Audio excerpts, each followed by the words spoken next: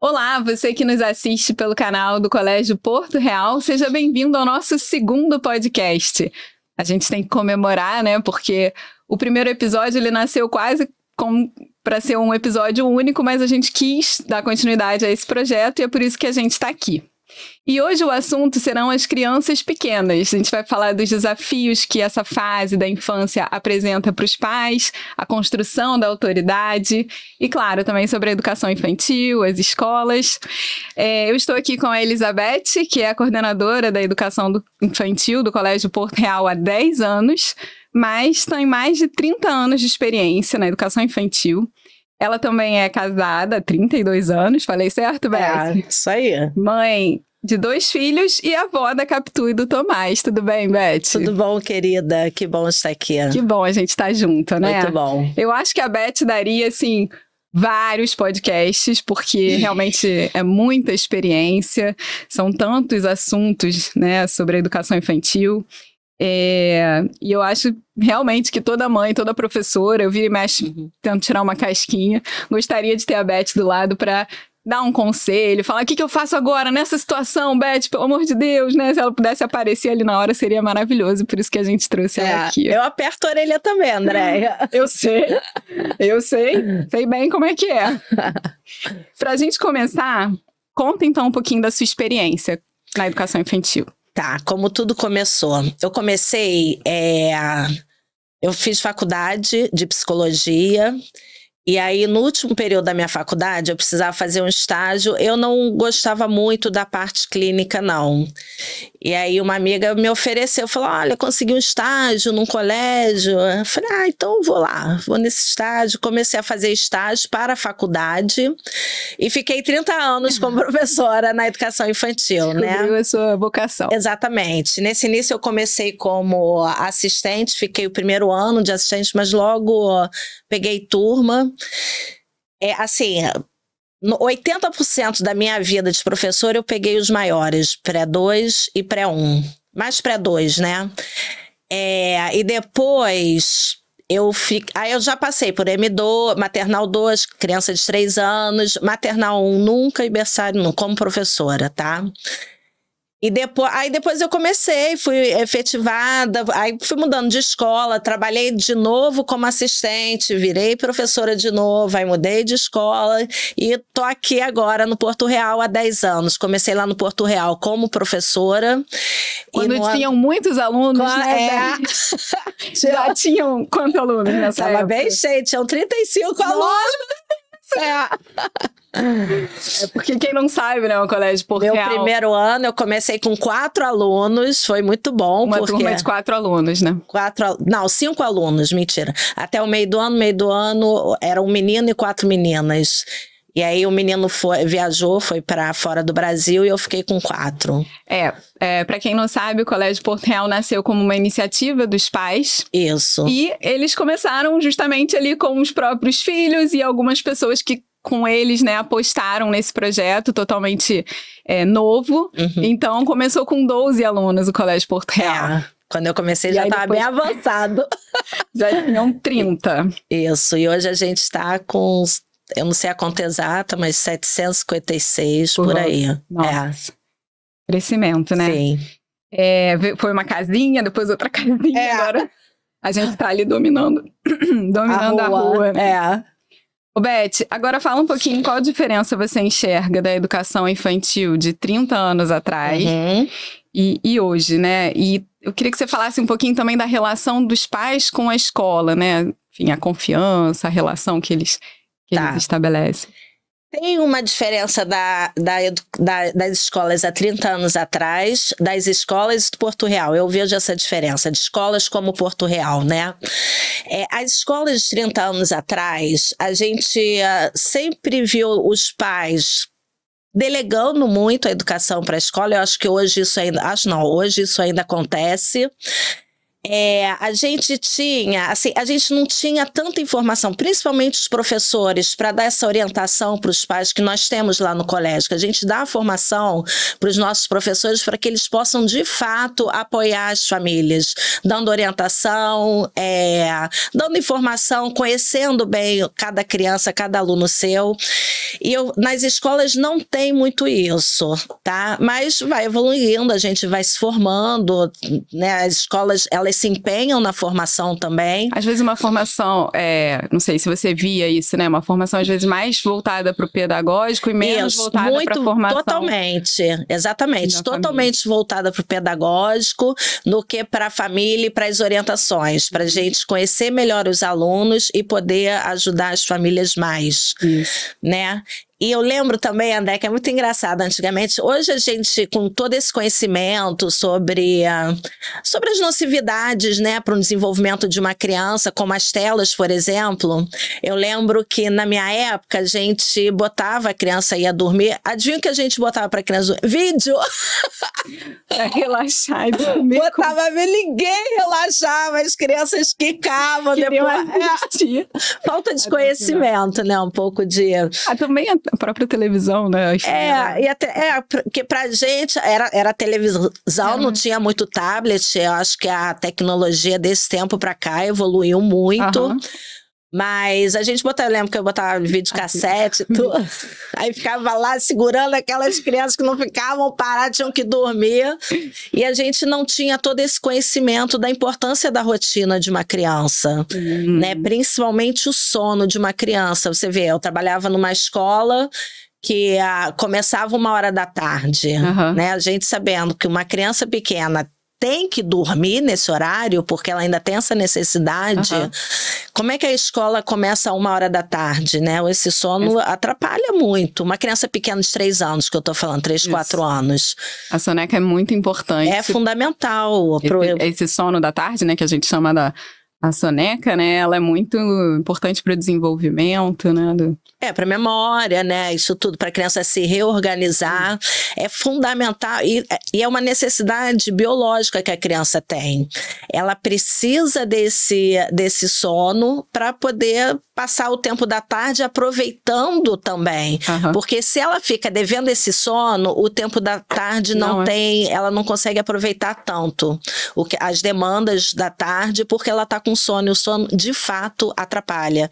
Isso, com o tempo, a gente vai vendo um prejuízo maior. É porque o que acontece? Quando a educação infantil, eu falo isso muito para as professoras e para os pais. No infantil, a gente não lida já com o problema instalado. O problema ele vai instalar lá na frente. No infantil, a gente lida muito mais com a prevenção. Então, quando você fala assim para uma mãe, olha, o sono é super importante. Não, meu filho tem 3 anos, ele já não dorme mais. Acha que isso é um crescimento do filho. Não, ele não dorme mais porque ele já aprendeu que ele tem vontade, ele só não quer desligar do mundo. É muito mais legal ficar acordado do que parar, deixar o mundo e dormir. E aí entra a autoridade da mãe. Isso. A mãe precisa ter mais autoridade, porque ele precisa, uma criança de 3 anos tem que dormir à tarde. Ela precisa desse sono da tarde para ela poder se reorganizar e ter um aproveitamento melhor desse período da tarde. A minha percepção, mas aí não é uma percepção, percepção de leiga, você me corrija se eu estiver errado, é que o sono acaba que é uma das primeiras ações de autoridade que a mãe tem com o filho.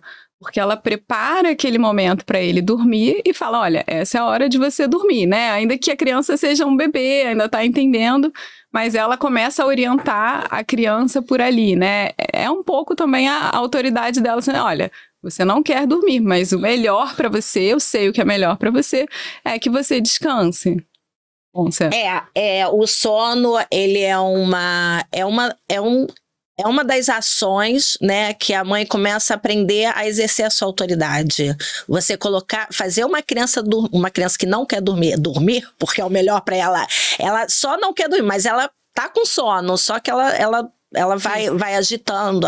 Tem crianças que agitam mais justamente para espantar o sono, mas é uma espantar reação. A mãe. Espantar a mãe também, mas falar, desisto dessa criança. Então, mas não só o sono, né, André? A gente fala muito sobre os hábitos básicos. Que os hábitos básicos é uma ótima oportunidade tanto para a mãe aprender a exercer uma boa autoridade, quanto para a criança aprender a obedecer. Por quê? Porque quais são os 4 hábitos básicos, em primeiro lugar, né? É sono, alimentação, ordem e higiene.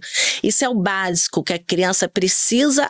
A primeira coisa que a criança precisa aprender é ter esses hábitos, né? A conquistar esses hábitos com autonomia e na hora que o pai manda, com tempo estipulado ali pelo pai ou pela mãe, tá? Explica um pouquinho. Desculpa, eu não vou... Pode falar. Não, eu ia te pedir para depois explicar mais. O que é autonomia. O que significa essa autonomia, né? Só para ficar mais claro para os pais. Porque eu acho que para os pais, assim, não, beleza, tem que dormir, a gente faz dormir. Isso. Tem que comer, a gente faz o possível para ele estar alimentado, para ele, né, enfim, tá com energia. E aí depois você só... Eu mordi, porque às vezes a gente fala assim, o seu filho come tudo sozinho. Me conta, como é que é esse momento da refeição? Ele fica em frente à televisão e come tudo sozinho. Eu não preciso ajudar. Dorme sozinho? Dorme também sozinho. Eu ponho um vídeo pra ele, eu falei, não, quem tá botando seu filho pra dormir é o vídeo. Não é você e nem ele tá escolhendo dormir sozinho. Né, mas o que você perguntou é falar um pouquinho dos hábitos e da autonomia. Isso. A autonomia, o que é autonomia? A criança fazer sozinha, né? Mas é aquilo que você está estipulando para que ela faça. Então, meu filho come de tudo também, tem isso. Meu filho come de tudo. Tudo que eu coloco no prato, macarrão e feijão todo dia, né? A criança tem o ideal, né? Para cada hábito, a gente precisa conhecer qual é o ideal de cada hábito. Então, por exemplo, a alimentação.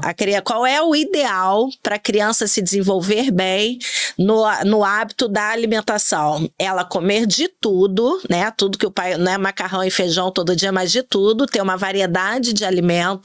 Ali, mesmo que ela não goste, ela aprender que ela precisa se esforçar para experimentar aqueles alimentos, porque às vezes a criança não gosta ou pelo paladar ou pela textura, mas o que a gente está querendo ali, através desse cotidiano, né, através desses hábitos que se repetem todos os dias, a gente está fazendo um treinamento com os nossos filhos, para que eles possam aprender a superar uma contrariedade, por exemplo. Sim. E depois, aprender a fazer escolhas, né? Indiretamente, a gente vai ensinando aos nossos filhos, através dos hábitos básicos, que ele precisa aprender a escolher pelo que é melhor e não pelo gosto. Porque pensa, né? Um adulto que só faz o que gosta, dá certo? Não dá certo, né? Então, a gente precisa já desde pequeno ajudar a criança, e a gente ajuda pelos hábitos básicos. Ele tem uma gama de objetivos, os hábitos básicos, mas a base é realmente ajudar a criança a avançar nessa maturidade para que ela aprenda a comer de tudo sozinha e ter essa autonomia, porque essa autonomia vai dando uma segurança para a criança. Quando um pai coloca, meu filho, vai lá que você já vou passar para a higiene. Vai lá que você já consegue tomar banho sozinho.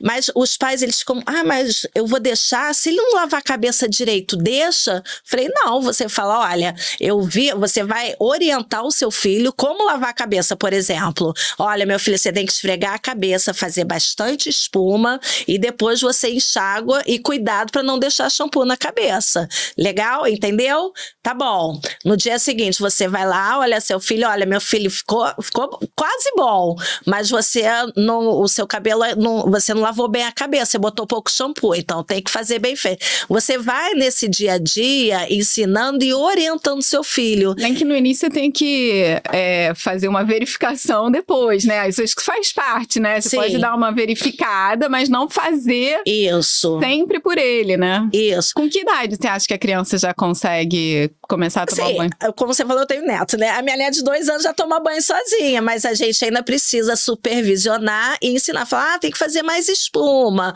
faz mais espuma, agora lava o corpo, né? A gente vai falando as partes do corpo.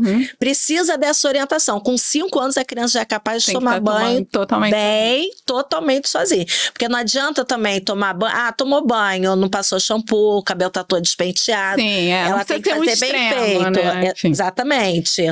Então, essa verificação, a gente deve fazer uma supervisão, que eu falo, né? Mas supervisionar isso. Checar, meu filho, você lavou a cabeça, fez bastante espuma, deixa eu cheirar seu cabelo. Olha, não tá com cheiro de shampoo, volta lá e faz mais espuma, né? É uma verificação nesse sentido. A mesma coisa a escovação. A escovação, os pais ficam muito mobilizados, né? Ai, que vai dar cara. Tá certo, tem que ensinar a criança. Mas a gente tem que pensar que a criança não vai conseguir chegar a uma perfeição da escovação nesse momento. Mas a gente...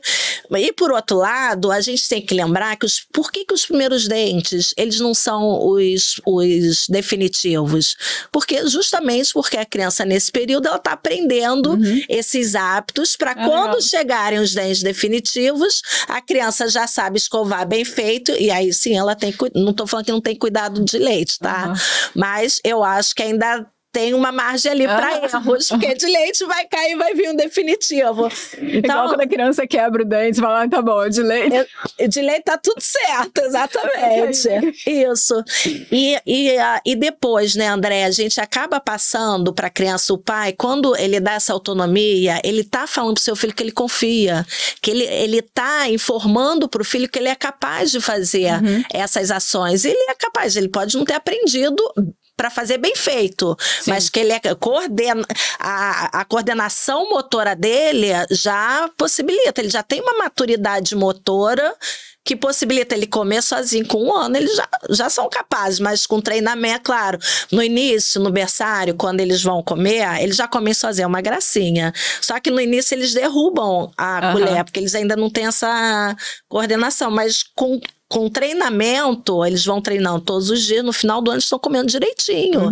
E aí a gente já começa a exigir, olha, agora vão comer sem derrubar fora do prato, né? Então a gente vai vendo que a criança é capaz e a criança vai se sentindo segura, vai ajudando nessa formação da autoestima. Isso é muito importante.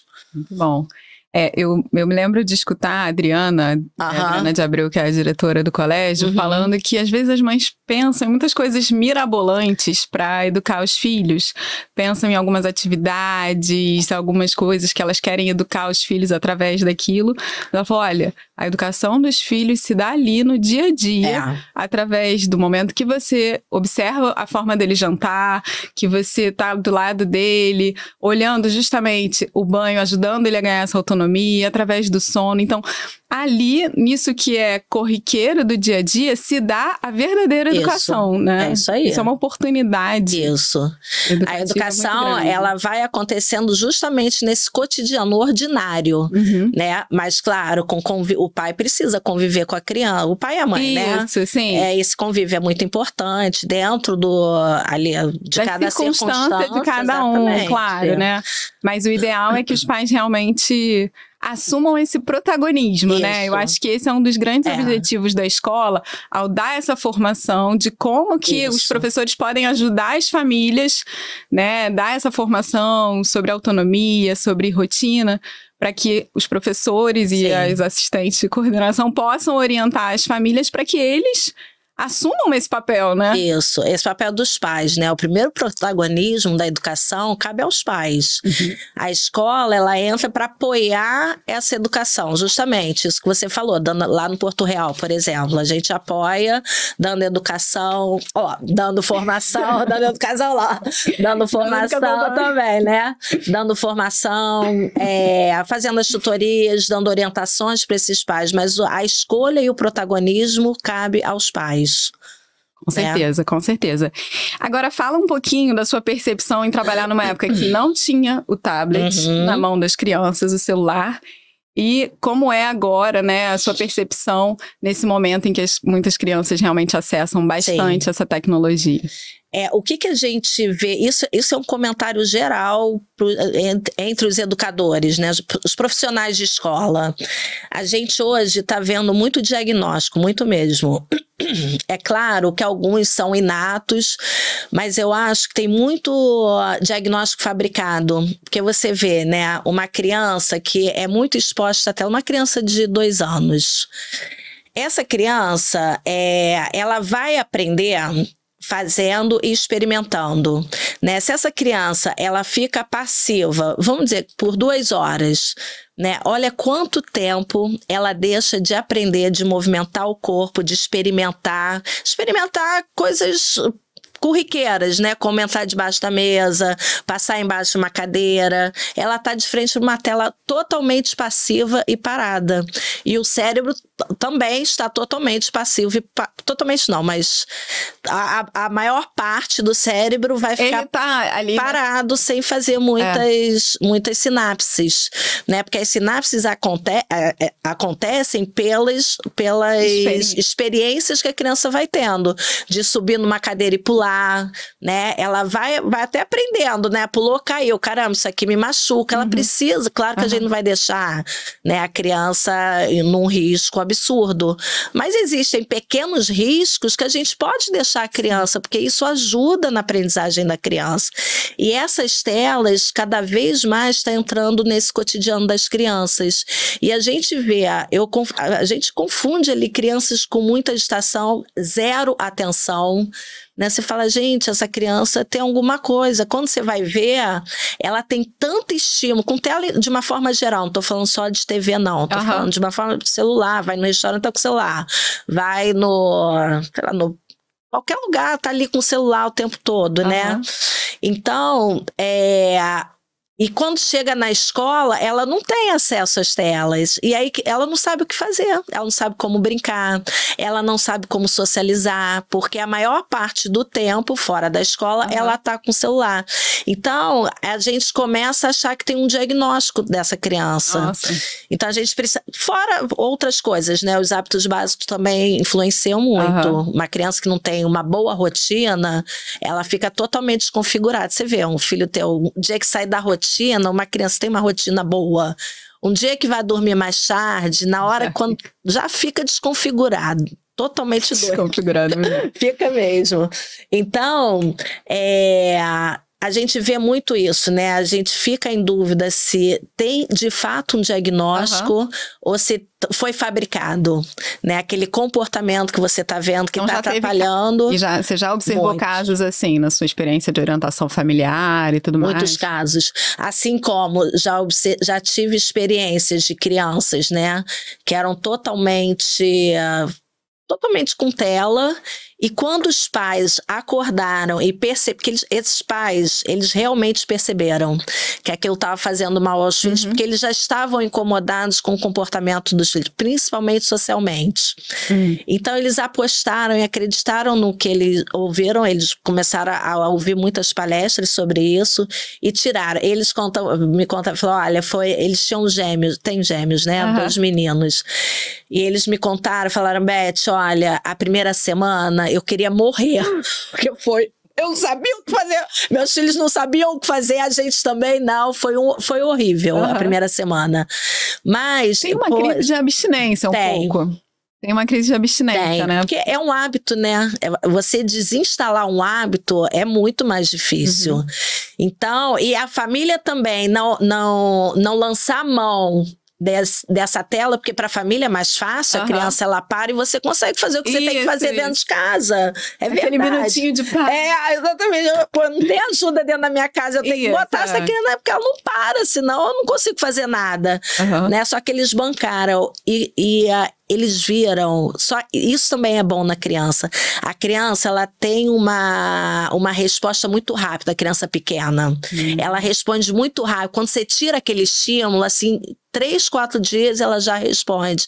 E aí te fortalece os pais, né? E aí eles ficaram muito animados. Hoje em dia eles são todos, a família acha eles loucos. Pô, que radical e tal. Ele falou pra mim, Beth, minha família me acha doido que eu não dou tela, meu filho, mas eu sei o que eu passei, né? E o que tá passando agora, ele tá vendo os frutos. Que bom, que legal. Então ele viu que isso realmente estava prejudicando muito a criança em todos os aspectos do desenvolvimento. E quando você percebe que a criança enfim, está apresentando algum sinal de que está muito em tela, como que você trabalha? Conta um pouquinho, assim, né, da aproximação com a família, como que você faz para a família tentar, para tentar chegar nisso, né?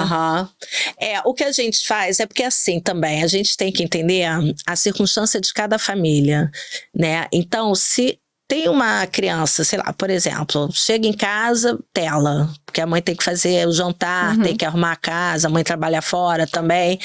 Não adianta a gente traz o discurso, a gente fala do prejuízo, mas a gente fala qual é o ideal. A gente precisa saber qual é o ideal, mas não necessariamente a gente chega imediatamente no ideal. A gente começa dando um passo, depois o outro, porque isso desanima também, né? E a forma de abordar, o que a gente faz lá no colégio, por exemplo, nas tutorias, a gente vai perguntando ali sobre a rotina da criança, para entender, a gente mais ou menos, a gente já tem muita observação em relação ao comportamento, ao cognitivo dessa criança, que a gente, nessa tutoria, é o momento que a gente vai conversar com esses pais.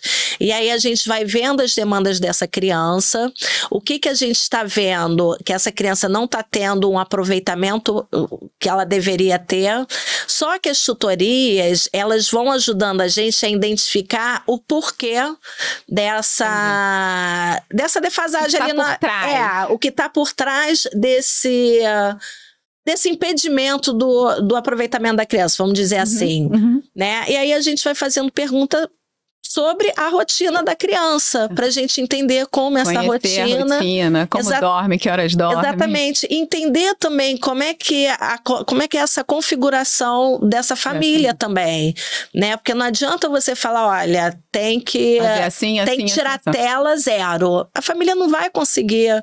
Então, a gente vai trazendo outras opções. Isso daí eu consigo, isso daí dá para fazer. Legal, que dê um passo pequeno, né? Mas quando a família dá espaço e a criança responde muito rápido, vai animando a família. E aí eles vão, às vezes demora um pouco a família amadurecer para fazer escolhas. Tem escolhas que às vezes é difícil para a família mesmo, né? Mas a gente vai ali tentando ver como ajudar a família para que essa família possa ajudar o seu filho.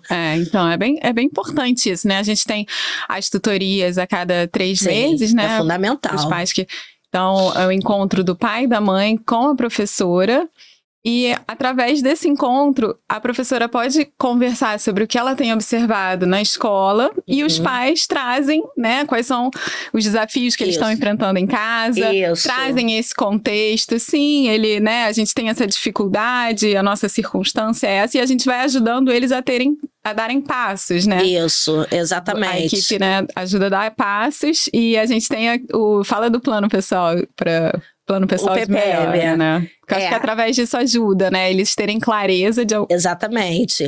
A gente, no final da tutoria, né? A gente pensa num plano. Normalmente, esse plano é escolhido pelos pais. Então, a gente faz um resumo, né? Por exemplo, uma criança que a gente está vendo que está com uma atenção muito baixa, né? Mais baixa do que a gente espera para a faixa etária. Aí a gente vai tentando entender ali o que está atrapalhando essa criança de desenvolver melhor essa atenção, para que a gente possa orientar essa família. E aí, no final, a gente faz um resumo ali da conversa que nós tivemos, para que a família possa escolher. Os pais já falam, tem que ser atenção, né? E atenção, você falou que a gente tem que melhorar aqui, a criança tirar a tela da hora da... pontualidade, né? Às vezes... Tem família que tem muita dificuldade na pontualidade, né? Exatamente. Parece que, educação infantil, não tem problema, né? Mas tem muito, tem né? Muito, né? Exatamente. É que eu falo com eles, né? Em relação à pontualidade, uma criança que chega todos os dias atrasada, ela vai perder, por exemplo, né? Depende ali do horário de cada turma.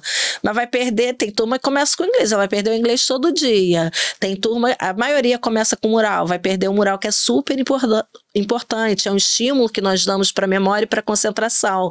Então, ela deixa de exercitar isso todos os dias, porque ela chega atrasada, né? É isso que eu falei para você. Ali a gente não vai ver o problema, mas o impacto ele é muito grande. A longo prazo, o impacto é muito grande. E na educação infantil, os pais estão aprendendo ainda a ser família, a ser, né, a família, né, com filhos, sim, né? Sim. A ser pais, a educar, porque é o que todo mundo sempre falou, né? Que os filhos não vêm com manual, né? Exatamente. Mas tem umas diretrizes ali que a gente pode tentar buscar para atingir o potencial máximo, né? Dessa família, desses pais, né? Então, uma família que tem como hábito chegar sempre atrasado na escola, quando chegar no fundamental, né? Sempre vai crescer o problema, né? Então... porque esses hábitos, o atraso, né? É falta de educação. Além de ser falta de educação, é irresponsabilidade, né? Se a criança... Porque eu já ouvi... Eu acho que isso pode acontecer. O pai fala, porque eu sou da noite. Não, você criou o hábito de ficar acordado à noite. Mas não é. Os seres humanos precisam dormir assim que escurece. Isso tem toda uma... Questão biológica, inclusive. Questão biológica, envolvida. Exatamente. Então, não é verdade. A gente acaba achando que é a nossa natureza. E não é. A minha natureza é chegar atrasada em todo que é lugar. Não é. Eu criei o hábito de me atrasar. Isso vai tendo prejuízo, principalmente na vida adulta. Imagina, você chegar atrasado todos os dias no seu trabalho. Você deixar as pessoas esperando por você. Né? Isso causa um desconforto muito grande, principalmente na vida social, na vida profissional, em todos os aspectos. Então, a gente vai formando essa... Primeiro, a gente precisa ajudar a formar a consciência dos pais, para eles entenderem. Né? Compreender a importância da rotina. Tudo bem, pode ser que você tenha chegado na vida adulta, né? Sem a rotina. Mas agora é uma oportunidade de você entender o bem que isso faz. Isso. Né? No fundo, as pessoas têm medo de ficar escravos da rotina, mas ela é muito libertadora. Né? Totalmente libertadora, exatamente. Mas o que você perguntou? Desculpa. Não, a gente estava falando aqui sobre a rotina, mas então isso, né? Além do tablet, do celular, o que né, influencia muito no comportamento de uma criança muito agitada, com mau comportamento, muito agressiva? O que é, assim, principal, né? O que a gente pode pensar, assim, quando a gente observa isso, que a gente vai, né, tentar avaliar? Cada caso é um caso. A gente precisa entender o que acontece com essa criança, que ela tá mais agressiva. Mais agressiva. A criança pequena, ela não tem um nível de agressividade com maldade, né? Essa agressividade, ela vem muito do corpo, de uma desordem corporal, né? E às vezes essa criança não consegue dominar o corpo, como ela vai dominar ali as emoções dela. Então, ela atua muito pelo corpo dela, tá? E essa agitação também da criança, a gente precisa entender o que acontece com essa criança para entender melhor, por exemplo, uma criança muito agitada, que não consegue parar quieta, não consegue... Ficar sentada assistindo o mural, né? Que é o momento... Exatamente. Vai chegar um dado momento que ela não vai aprender, de fato. Mesmo ela tendo condições de aprender, cognitivas, ela não vai aprender. Não, mas ele consegue pegar porque ainda tá fácil. Né? A exigência ainda tá pequena, mas conforme você vai crescendo, a exigência vai aumentando. E se você não conseguiu passar por essa etapa de sentar, de ter esse hábito, né, de sentar, de exercitar a sua atenção, de exercitar a sua concentração, como que você vai conseguir lá na frente? Isso, porque a educação infantil, ela tem, assim, uma dinâmica onde às vezes eles estão sentados no chão, às vezes eles estão... Agora, quando chega ali já no primeiro ano, né, a criança tem que ficar sentada na mesa. Eu acho que pelo que eu, né, escuto às vezes lá na escola, esse é um grande desafio. Muitas vezes eles aprenderem a ficar sentados na carteira para... Exatamente. E isso daí só aprende fazendo e treinando. E tirando limpando, né? Você ajudando ali essa criança... Porque a gente tem que dar uma condição para essa criança aprender a sentar para poder prestar atenção numa aula e aprender, senão ela não aprende. Né? Então, no infantil, a gente já... as mães falam, é só hábitos básicos. Mas é verdade. Né? Se a gente não consegue... eu falo para as meninas, até 5 anos, se você não conseguiu... fazer com que seu filho tenha esses hábitos básicos, ou seja, alimentação, ordem, higiene e sono, que ele consiga... Com autonomia, na hora que rotina manda, adequada, horário, né? Porque não adianta dormir, mas dormir 10 horas da noite. Dorme sozinho na hora que ele está com sono, exausto, né? No horário que é marcado ali pelos pais, essa criança, ela vai devendo lá pro fundamental, porque ela não está com nível de maturidade que vá conseguir lidar com esses desafios maiores, porque os desafios vão aumentando. Você vê adulto que não tem maturidade e ele perde, né? Claro que perde. A criança muito mais, porque ela está ali se desenvolvendo. Então, a gente... É batata, você pode investigar os hábitos básicos porque tem alguma coisa ali nessa rotina da criança que não tá fazendo bem para essa criança e tá gerando toda essa ansiedade que a gente vê muito criança com ansiedade. Normalmente a criança que você vê ali é muito ansiosa, né, com sintomas de ansiedade, pode olhar também a autoridade do pai. Tá faltando autoridade, né? Eu falo isso muito para os pais, porque gera uma angústia na criança. Ela tá ali, mas ela tem que tomar decisões que ela não é capaz de tomar, né? Então ela dorme na hora que quer, ela só come o que quer, ela come quando quer. Isso daí... Parece uma liberdade para criança, mas é como você jogar a criança ali num deserto e falar, vai pro caminho certo. Exatamente, né? Vai lá, se vira, né? Eu falo muito isso para os pais, né? Imagina você entrar no... que eu acho que eu nunca vou passear de navio, que eu não gosto muito, não. Olha, uma tempestade... Não gosto, mas tudo bem. Vamos que eu vá no navio, no cruzeiro e tal. Aí os capitães chegam pra mim e falam assim, Beth, e agora? Aí vem uma tempestade. Aí o capitão fala assim, Beth, e agora? O que eu faço? Olha aqui a bússola, para que lado que eu tenho que ir? Eu vou ficar muito angustiada. Então a criança, é mais ou menos isso que a criança sente, né? Os pais dividindo essa responsabilidade com a criança. Eu já vi pais que falam assim, não, vou ver se meu filho gosta da escola. A escola não é... Quem escolhe a escola são os pais, não é? Ai, não, mas ele não tá gostando. Isso acontece muito na adaptação. Meu filho tá chorando para entrar na escola. Seu filho não tá chorando para entrar na escola. Seu filho tá chorando porque ele prefere ficar em casa. Que em casa ele não tem tantos desafios. Ele tá se adaptando a esses desafios. Mas ele vai vencer e vai ser muito melhor. Claro, a gente vai entendendo ali o que tá acontecendo com a criança para ajudar essa criança nessa adaptação. Mas normalmente é isso. Eu não quero ir pra escola porque na escola eu tenho que fazer o que me mandam, eu não tô acostumada, eu não sei fazer o que me mandam, eu só sei fazer o que eu quero, só que isso a gente vê que não dá certo, né? Então a criança começa a ter sintomas, às vezes sintomas graves de ansiedade que a gente vai vendo ali e que tem que ajudar essa criança, e você pode ter certeza que tá ligada à autoridade dos pais. Muito bom. Eu vou passar para a próxima pergunta, mas eu queria encerrar um pouco esse assunto. Se bem que ele vai, não sei, né? Talvez ele permeie tudo ali. Mas eu só queria que você definisse para mim o que é o ideal em termos de uma rotina adequada, né, das ações da criança em relação aos 4 hábitos básicos, né? Então, o que seria o ideal do sono, né? Você fala assim, dormir sozinho, né? Tá. Para que seja, né, saudável, né? A gente tá falando aqui no ideal para cada e a gente precisa hábitos. Conhecer o ideal eu tô bem longe. Eu tô bem longe. Tá bom, tô mais ou menos ali, vou tentar brigar para melhorar. O ideal para a criança se desenvolver bem, né? Através desses 4 hábitos básicos. Então vamos lá. O sono, ela aprender a dormir sozinha, né? Sem o pai ter que deitar na cama, pode fazer uma rotina de sono, não tem problema nenhum. Olha, vamos contar a história, depois fazer uma oração, a maioria faz, né?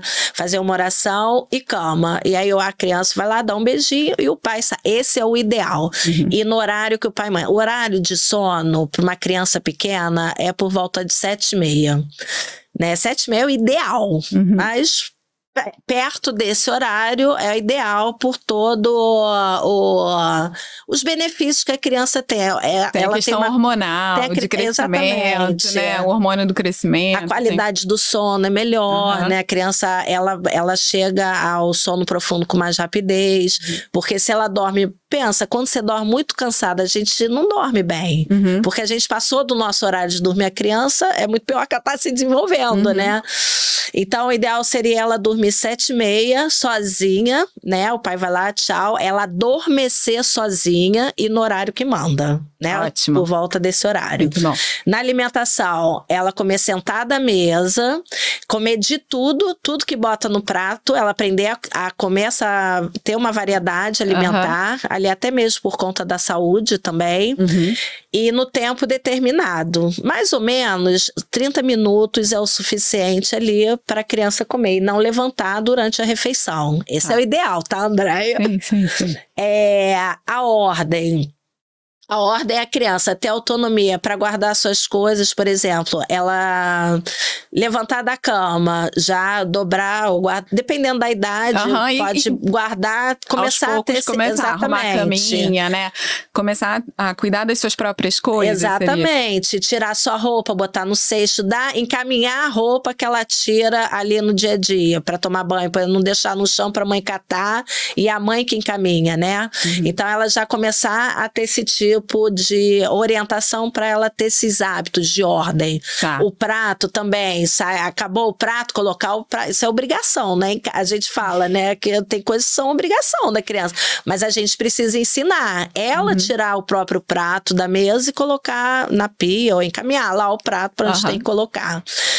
E na higiene, ela tomar banho sozinha, né? Pode começar, como eu falei, com 2 anos você já pode começar a orientar seu filho a tomar banho, e com 5 anos tomar banho sozinha e tomar banho, fazer bem. Todos esses hábitos. Muito bom. É interessante a gente falar assim, né, que isso, como a gente falava, isso é o ideal. Tá, muito fácil falar isso, mas vem fazer. Mas aí, né, o que a gente procura fazer na escola é justamente ajudar a família a dar esse espaço. Então, como que você sai de não ter a rotina do sono, estar... às vezes, né, gastando 1-2 horas lá sentado lá da criança para conseguir fazer aquela criança dormir. Depois, quando ela começar a dormir sozinha, os pais veem que é muito mais rápido, né, mais tranquilo, e dá mais liberdade para os pais, né?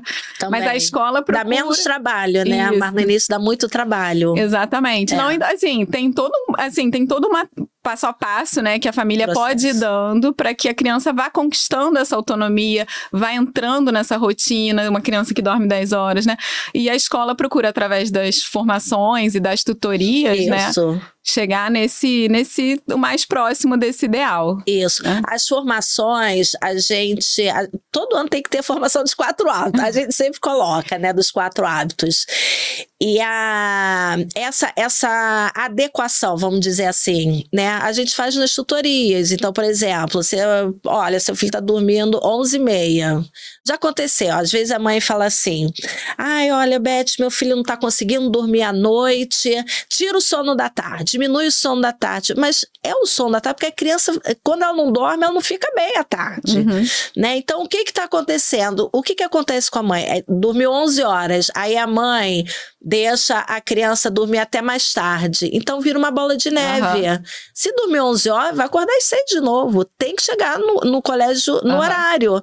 Porque vira uma bola de neve, aí a criança chega na escola às 9h30, ela demora mais para dormir, quando vai dormir tá acabando o sono, aí ela à noite vai de novo, então isso vai atrapalhar a criança, né? E a gente... muitas das vezes a mãe não consegue fazer a criança dormir por falta de autoridade. A criança brinca. Eles fazem muito isso. Isso é muito característico da criança, né? Tô com sede, quero ir no banheiro. É deitar na cama agora, quero ir no banheiro. Tô muito apertada para fazer xixi. Acabou de sair do banheiro. Então eles usam essas estratégias e ganham. A maioria das vezes eles ganham, eles se dão bem. Ele tá com muita sede. E aí com isso, quando você vê, caramba, eu tô desde 8 horas, 7h30 botando meu filho, já são 9h30, meu filho não dormiu. Dá um cansaço. A gente tem que entender o que acontece para ajustar ali e essa criança realmente conseguir dormir 7h30 da noite, 8, né, que seja. E a gente ajustar também isso. Olha, você tá compensando de manhã, ela tá acordando mais tarde, isso daí vira uma bala, vai dormir tarde de novo. Não é porque ela tá dormindo à tarde. Nunca é, né? A gente sabe que nunca é. Mas a gente vai ajustando ali para ajudar essa família. Muito bom, muito bom. Beth, então, para que os pais entendam um pouco melhor, fala assim dos objetivos da educação infantil, né? Porque eu acho que fica às vezes muito no imaginário, né? Às vezes quando os pais ainda estão, né, com criança muito pequena, primeiro filho, então eles pensam que ali é meio que muita ludicidade, só gastar o tempo, né? Só brincar. Então, fala um pouquinho dos objetivos, né, que tem, né, em cada fase ali da educação infantil. Tá. E também, assim, desculpa, não terminei aqui a pergunta. E também quais são as metodologias, né, que a gente usa para alcançar esses objetivos, né? Estratégias, tá. A gente, assim, desde o berçário, né, a gente já está preocupada ali com o desenvolvimento da criança, a gente está preparando, é como se estivesse preparando o terreno para plantar, colocar a semente e a árvore nascer e dar frutos. Então, a gente sempre fala isso, né? O berçário é esse momento que a gente está ali preparando a criança, mas a gente já está preparando essa criança para tudo, de uma certa forma, né? Lá na escola, a gente, para alfabetização, a gente utiliza o método fônico, né? Mas desde o berçário, a gente já está estimulando essas crianças para ela chegar nesse momento da alfabetização, que tem um momento da alfabetização, né? Uma criança com 1 ano, ela não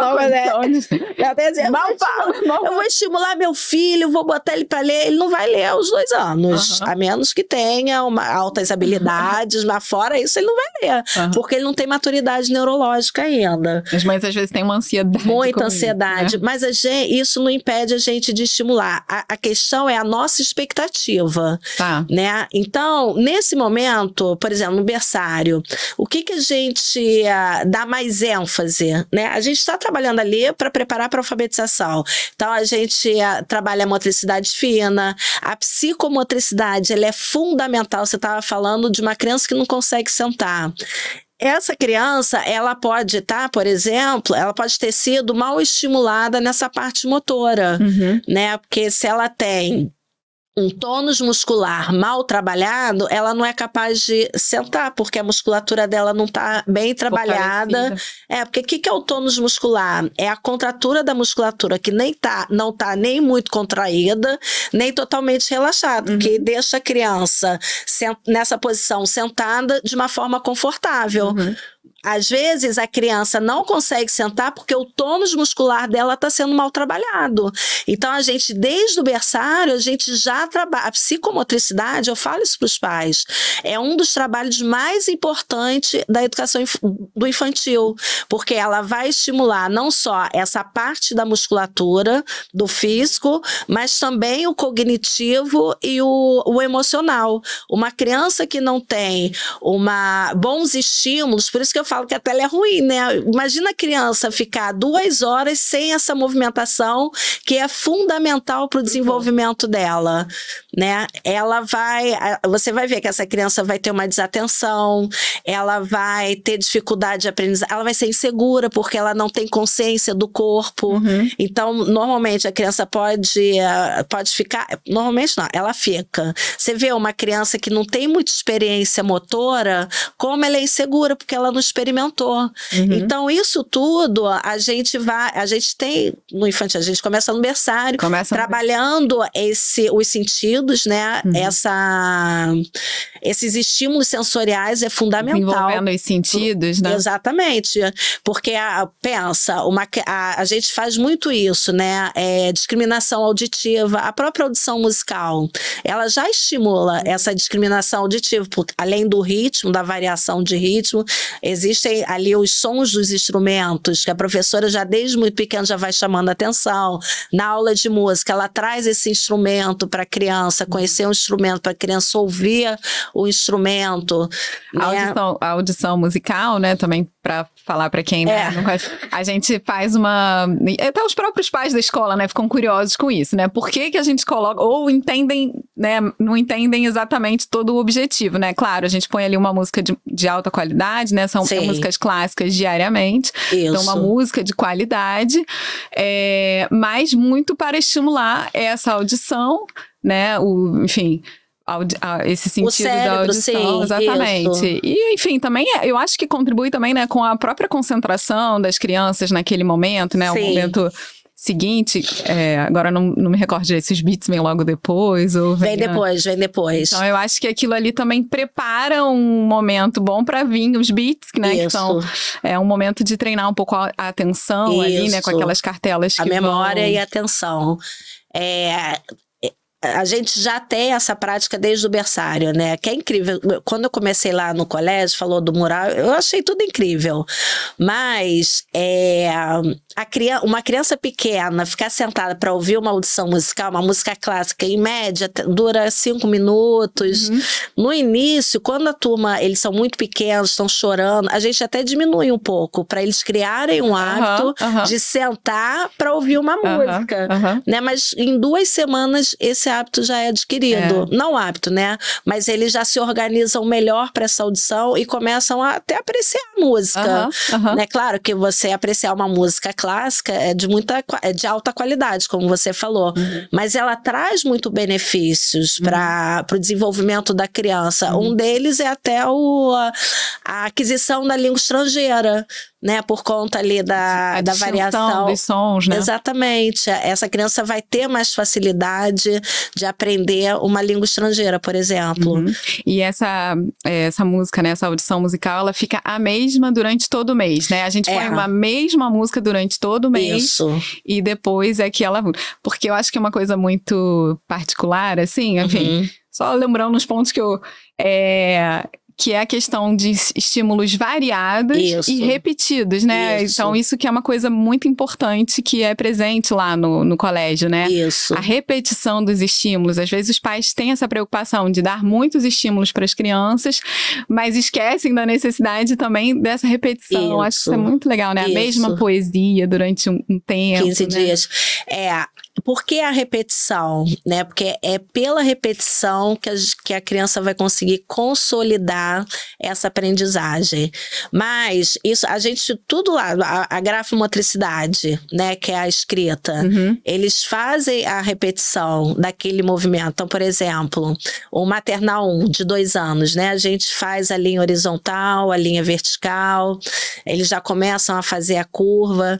Eles fazem isso, essa repetição, mas essa repetição, o principal objetivo é essa consolidação.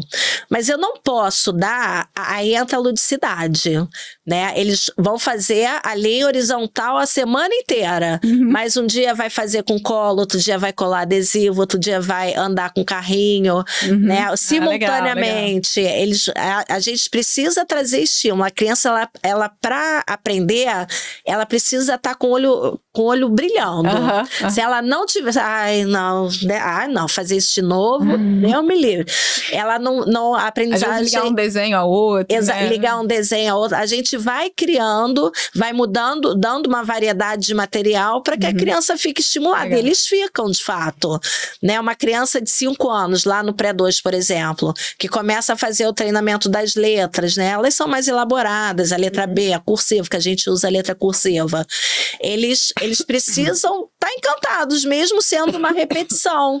E como a gente encanta, por exemplo, olha, essa letra ficou ótima, faltou aqui a voltinha, vamos ver se você consegue fazer ainda melhor. E vai estimulando essa criança, né? Mas essa criança, ela precisa estar com esse motor do encanto sempre ligado. De preferência acelerado, né? Porque é isso que vai ajudar ela nessa aprendizagem mais eficaz. Tá, então eu abro os parênteses aqui, mas depois... Vai, então, volta. vamos lá. B2, o M1, então a gente trabalha, né, muito a psicomotricidade. Quer dizer, a gente trabalha ao longo de toda a educação infantil, mas ali, né, o B2 e o maternal 1, a gente tá favorecendo mais o desenvolvimento dos sentidos, a psicomotricidade. A discriminação visual. A gente já começa com aula de inglês, né, desde esse período, para a criança, né, e aprendendo pela imersão. E aí, depois no maternal 2, como que, né, lá na escola a gente oferece o meio período pro berçário, pro B2 e pro maternal 1, né, pro berçário e maternal 1. E a partir do maternal 2 faz esse choque, assim, agora vai passar pro integral, né, então por que, né, quais são as novidades a partir do maternal 2 e pré-1 e pré-2? A partir do maternal 2, a gente começa, no maternal 1 e berçário, pensando aqui na alfabetização, tá? Então, como é que a gente estimula? Eles têm estímulos para alfabetização? Tem. O próprio mural, para memória, concentração, audição musical. Mas a gente já começa a trabalhar as onomatopeias, a gente vai chamando a atenção, né, das crianças entre o som e o silêncio, que as coisas emitem sons. Então, por exemplo, a gente coloca, isso está no programa, né? A gente coloca um áudio do trem, do avião, quando está no tema transporte. E a gente vai colocando, vai chamando a atenção do som dos pássaros, né? Do som de uma folha seca. E quando chega lá no maternal 2, que eles estão mais amadurecidos, a gente já começa a chamar a atenção para o som das letras, né? Cada letra tem um som, então isso começa lá no berçário. Claro, estimulando primeiro a audição e depois a gente com esse canal, né, bem desenvolvido, a gente consegue fazer com que eles percebam de uma maneira mais fina o som das letras. Exatamente, das letras. A gente começa com as rimas, porque o que são as rimas? É essa harmonia sonora no final da palavra, né? E a criança já vai perceber, a professora vai chamando a atenção e a criança vai percebendo. No maternal 2, a gente já trabalha essa consciência de rima, mas a gente não quer que a criança já de cara entenda o que é rima e comece a rimar. Então, às vezes, a professora fala assim, vamos pensar aqui, o que rima com picolé? Aí a criança fala, morango. Picolé de morango. A criança faz uma associação, porque ela entendeu que a rima tem uma associação, mas ainda não presta atenção na sonorização final ali da palavra. E é comum isso acontecer, mas aos poucos eles vão percebendo, vão entendendo, e isso faz muita diferença. Quando chega lá no pré-2, você vê que a criança já está com uma condição muito melhor. Claro, tem que ter, a gente precisa esperar o tempo de cada criança, por causa da maturidade neurológica. Meu Deus, meu filho ainda não está lendo. Não sei. Seu filho não está lendo, não tem problema, mas ele está sendo estimulado e bem estimulado. Exatamente. Então, a gente não deixa de dar os estímulos, porque a criança não vai te dar a resposta que você espera, né? Que ele vai ler. Que é a mesma coisa do inglês, né? Que as mães têm uma expectativa que a criança já com 2 anos, no berçário, conversa. Então, as professoras costumam falar isso, né? De repente, a criança vai soltar aquilo, né? Com mais facilidade. A impressão que dá a criança, que dá um clique na criança, ela começa a ler. Não é um clique. Essa criança foi estimulada durante anos. E ali, ela amadureceu e aí começou a ler. E aí começa a fluência. Eu tenho crianças no pré-2 que a gente já trabalha a fluência da leitura propriamente dita, né? Porque a criança está lendo tudo e a gente vai vendo. Vamos ver quantas palavras lê em 1 minuto. A gente vai avançando de acordo com o nível de cada criança. Mas isso não é esperado para uma criança de 5 anos, né? Ela lê por uma consequência ali dos estímulos. E um preparo enfim, E do amadurecimento, dela, exatamente. Todo mundo vai chegar na excelência, né? Claro, existem outros aspectos que interferem nessas aprendizagens, como eu falei aqui, aspectos emocionais, aspectos da rotina, isso tudo interfere. A gente precisa limpar isso também, não focar só na aprendizagem propriamente dita ali, essa aprendizagem formal. Exatamente, né? A gente tem que criar ali um ambiente, então a escola cria esse ambiente de estímulos. Isso. E dentro de casa a gente precisa ter também um ambiente propício, no sentido de né, ter a boa rotina e tudo mais, para que ela esteja ali no... E uma coisa que você falou, que eu lembrei agora, é da ludicidade, né? Que parece, vai pra escola para brincar. Tá certo, a criança, ela aprende pela brincadeira, mas a brincadeira, ela precisa, nós, professores, nós precisamos ter intencionalidade para promover as brincadeiras com as crianças. Então, uma criança de maternal 1 berçário, solta eles no parque, eles só vão com eles, não sabem o que fazer, eles não sabem brincar. Então, a professora tem que ensinar brincar, porque a gente acha que a criança sabe brincar, mas ela não sabe. Por ser criança, já sabe brincar naturalmente. Mas não é verdade, a gente tem que ensinar. E a gente vai dando ali modelos para a criança criar repertórios e aprender a brincar com os amigos. Até a brincar. Isso não é natural. Aprender uns jogos, né? Exatamente. Assim, eu me lembro que no final do pré-2, assim, eu vejo as professoras ali começando a ensinar como é que é um queimado, como é que é um futebol. A criança não tem contato com aquilo, então ela poder, né, assim, tem momento da brincadeira, né, que eles escolhem, mas tem momentos em que a professora ajuda até a ensinar a brincar, né? Exatamente. Isso mesmo. Muito bom. E a matemática? Você não falou muito da matemática, porque, enfim, eu vejo como a matemática Singapura, ela foi sendo implantada na escola também, e também na educação infantil ela já tem algum estímulo ali que começa. Na educação infantil a gente já começa com a matemática, ela vem muito da experimentação também, né? Então a criança, por exemplo, ela precisa entender primeiro totalmente pelo concreto e vai passando as etapas, né? Do concreto vai para pictórico, que a gente chama a representação. Então depois pro abstrato. Então a criança, ela, por exemplo, a gente passa lá bits dos numerais, depois passa os bits das quantidades. Esses bits são cards, né? Os bits. É mais pra criança. Pra gente. Botar a imagem aí, o pessoal da edição bota a imagem. Bota a imagem aí dos bits.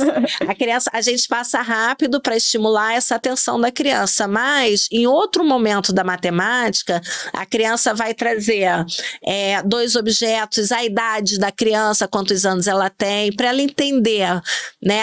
Vai quantificando. Depois, lá na frente, com 3, 4 anos, ela vai adicionando, vai entendendo qual é o processo da adição, porque quanto que é 1 mais 1? 2. 2 mais 2, 4. A criança, antes de chegar nessa etapa, ela precisa entender que eu botando uma tampa,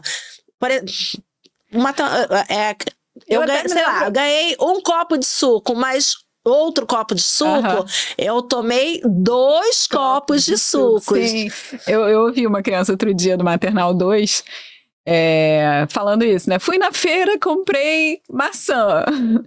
Depois comprei banana, né? Também comprei banana. Quantas frutas? Quantas coisas eu comprei? Isso. Aí eu falei, nossa... É o cálculo mental, né? Tô vendo, né, atividades matemáticas. Exatamente. Esse daí já é um nível mais elevado, vamos dizer. Só que a criança também, tudo precisa da maturidade neurológica. Tem crianças que faz cálculo mental assim, muito rápido, mas ela já passou pelo concreto para chegar nesse cálculo mental, né? Ela consegue imaginar a banana e a maçã. Uma criança de 1 ano, ela não consegue só pela imaginação imaginar, ela precisa pegar na maçã e pegar a banana e ver quantos tem aqui? 2. Tem 2 frutas, né? Começar com 2 maçãs, mas concretamente a banana mesmo, né? E aí depois você consegue passar para o desenho e aí sim o cálculo mental. Mas precisa também também de uma maturidade neurológica. Sim. Tem um processo na matemática que eles começam pelo concreto, a representatividade, que é o pictórico, e o abstrato, né? E aí lá na frente, uma criança de 5 anos já consegue entender que 2 mais 5 é igual a 7, né? Porque ela já experimentou isso de diferentes formas. E o que é isso dos problemas abertos que a gente fala também? É muito legal também para trabalhar a lógica. Eu às vezes eu oriento isso na tutoria. Que a mãe fala assim, minha filha chega lá em casa, fala, não quero essa comida, problema aberto, o que fazer? Não quero a comida, não sei, né? Não quero a blusa amarela. Problema aberto, o que fazer? Né? Então, esse problema aberto, ele vai dando uma flexibilidade para as crianças, vai ajudando as crianças nesses problemas cotidianos. Claro, ela estimula a lógica, sim, mas principalmente ajuda nesses problemas. Então, a professora, ela pensa no problema aberto assim, são problemas cotidianos que de fato acontecem. Não adianta a professora falar, eu estava no ônibus, o pneu furou, o que faz? Eu nunca entrei a minha neta é doida para andar de ônibus. Eu vou levar ela para andar de ônibus. O que é ônibus? Eu nunca entrei no ônibus, sei lá o que faz, né? Então a gente traz problemas que as crianças, elas são muito... assim, elas criam muito conflitos por nada, né? Vocês estão brigando por causa disso? Então, às vezes, um amigo trouxe uma novidade e não quis me emprestar. O que fazer? A gente traz isso para o problema aberto. E aí, cada criança vai dando ali uma solução que é aberta. Não tem uma solução fechada. Sim. Né? Pode pegar outro brinquedo de outro amigo. Pode combinar a hora que ele vai brincar. Eles vão dando de acordo com a vivência deles. Isso é muito importante. Legal. Né? E os pais fazem isso em casa. A gente orienta os pais a fazerem isso em casa. Para sair desses impasses também. A criança já está acostumada a flexibilizar esses momentos de impasse que são muito recorrentes nessa fase. Sei lá, quero ir com a blusa amarela. Ela sujou. Problema aberto. E agora, o que fazer? Agora, o Colégio Porto Real e outros colégios que são orientados pela Solar, né, trabalham a educação personalizada. Então, isso é um fator muito importante do nosso projeto. Qual o grande diferencial aí da educação personalizada? Eu acho que isso faz toda a diferença, né? A educação personalizada, às vezes o pai acha que é educação individual, né? Que você fica ali só para aquela criança, não é isso. Cada criança vai ter a folhinha dela. Cada criança vai ter o seu. Não é isso. A educação personalizada é você olhar para o outro como um indivíduo único. Né? Nós somos únicos de fato, né? Deus é tão criativo que ele não fez ninguém igual. Todos nós somos diferentes e irrepetíveis. E você olhar para esse outro ser, né, como único, isso faz muita diferença. Porque muitas vezes a gente utiliza estratégias. Aprendi. A criança que grita, eu faço. Não tem receita de bolo. E não tem mesmo. Né? Você vai entendendo aquela criança, você vai conhecendo mais a fundo aquela criança. Né? Os temperamentos de fato ajudam muito o conhecimento dos temperamentos. Mas não é só isso, né? A convivência, você vai entendendo como aquela criança reage para você, de fato, ajudar essa criança, né? Você olhar essa criança na sua totalidade. O professor, ele não está ali só para transmitir o conhecimento, né? Ele está formando o caráter, ele está ensinando a criança o que é o amor, né? Que é a doação. Ele está ajudando a criança a ter esse desenvolvimento integral. Né? Não só para aprender a ler. O objetivo não é só esse. É uma formação total. Então, é personalizando. Formar como uma pessoa humana, né? A gente gosta de usar esse termo que parece, né, redundante, mas assim, né, se formar de forma integral, porque senão fica realmente deformado, né? Você vê aquela pessoa que né, chama muita atenção intelectualmente, mas que é uma pessoa intratável, né? Ou então muito imatura emocionalmente, né? Que, enfim, fica não tem autoconfiança. criança. Então, realmente, fica uma deformação. Né, e acaba não conseguindo usar as ferramentas que tem, poderosas, né? É como se eu entrar no avião, mandar eu pilotar. E eu acho que também isso que você estava falando, né, Beth? Que você estava falando realmente da questão de ler, por exemplo, né? Entender que a criança tem o seu ritmo, né? Então, isso é uma coisa, ela tem o seu ritmo, depois na tutoria a gente vai ver que ela tem a sua história, ela tem a sua circunstância. Esse olhar realmente muda tudo, né? Muda muito, muita coisa. Muito bom. A gente consegue, de fato, e conhecendo um pouco dessa criança no ambiente familiar, no ambiente social, né? Eu acho que essas tutorias também ajudam muito o professor a ter esse olhar realmente, é um olhar individualizado, mas não é, né? É personalizar e ajudar as famílias também, né? Porque as famílias, às vezes, você tem 5 filhos, né, André? Você sabe, eu tenho 2. Aqui discreto. Eles são totalmente diferentes. Não adianta. Todo mundo vai chegar no mesmo porto, né? A gente vai chegar lá, o objetivo é o mesmo.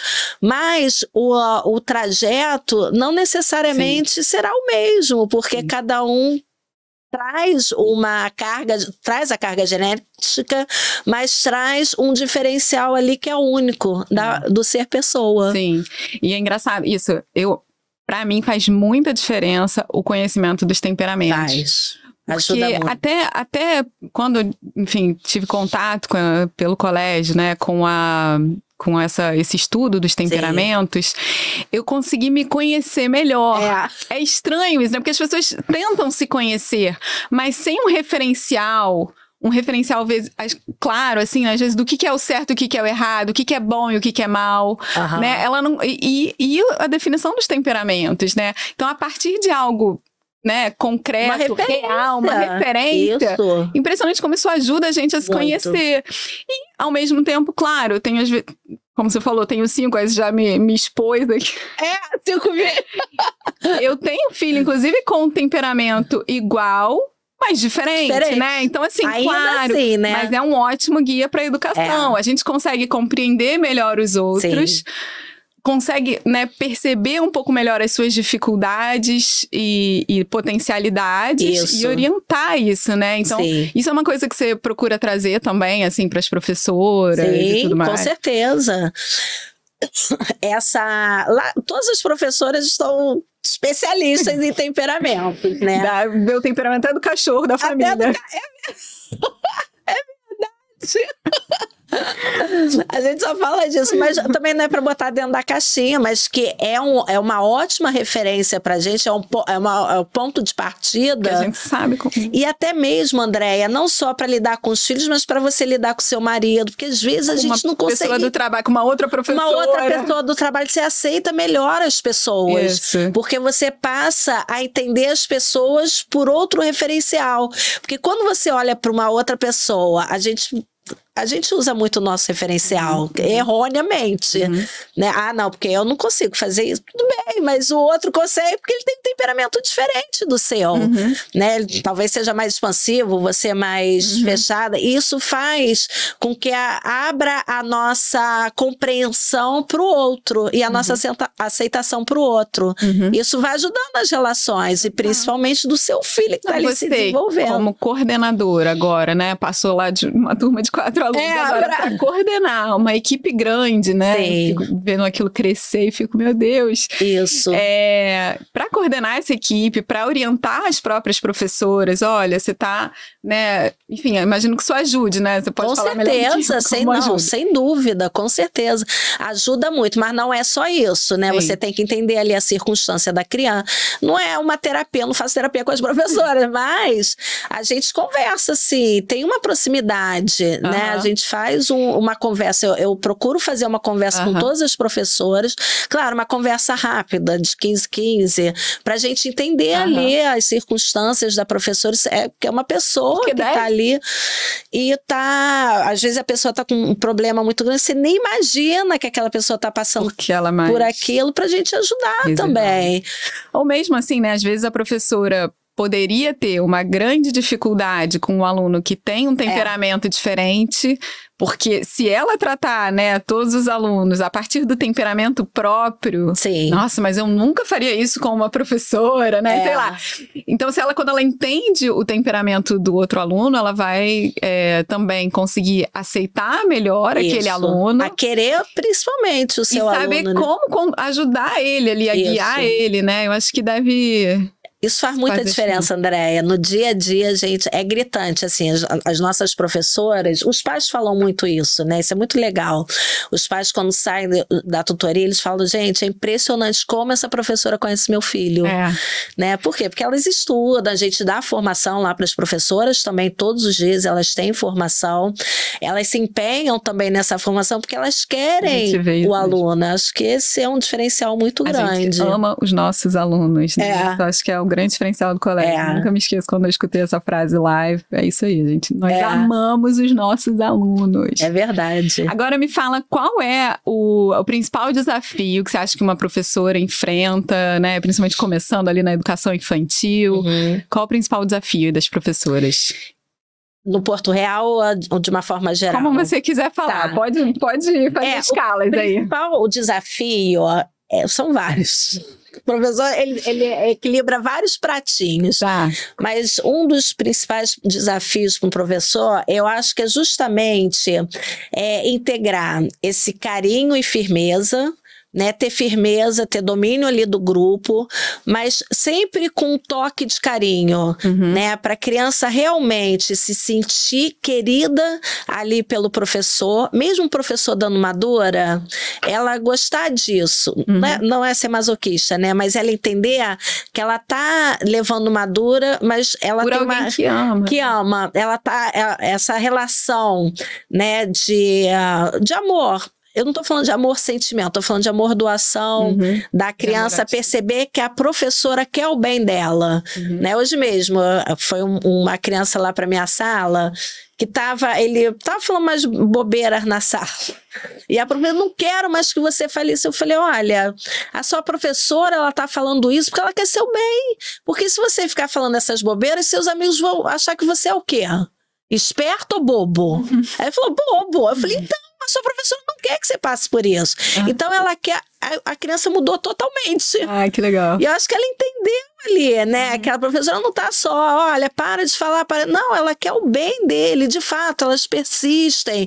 Ali ajuda essa criança, formando essa consciência para a criança falar, essa professora quer o meu bem, eu tenho certeza disso. Então, esse vínculo que a professora faz, eu acho que talvez seja um desafio muito grande, né? Porque às vezes bate ali na paciência, né? Bate ali no sentimento da professora. E ela vai amadurecendo e vai cada vez mais controlando esses sentimentos para poder educar com mais serenidade, né? Ajudar de fato a criança. Então, aquela sinergia positiva que você fala, né? Isso. Esse é um grande desafio também. Não aprende também, né? Mas isso é muito difícil, Andréia, porque é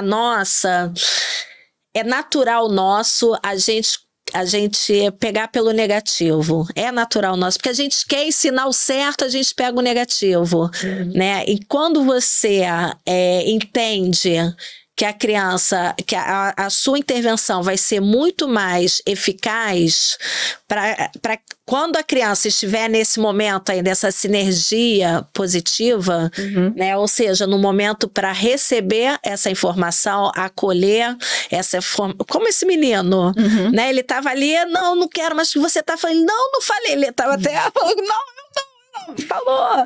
Não, então os amigos são mentiras. Não, eu falei, sim, eu falei.